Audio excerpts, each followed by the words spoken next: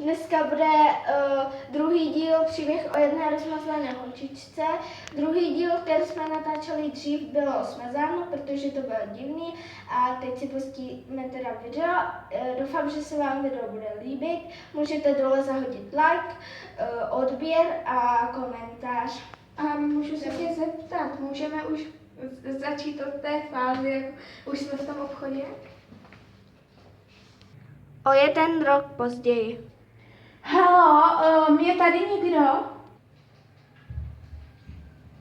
Jo, ano, dobrý den, chcete něco?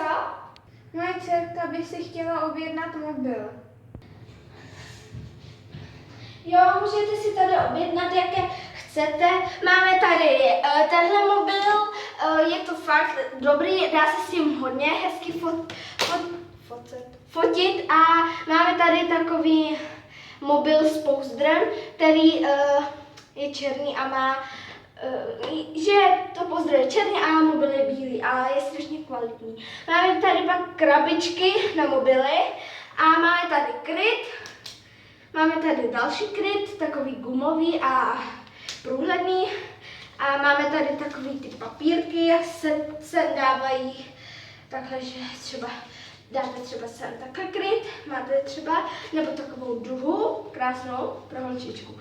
A máte tady pak ten kryt a dáte si ho takhle a máte dobrý kryt i s ozdobem.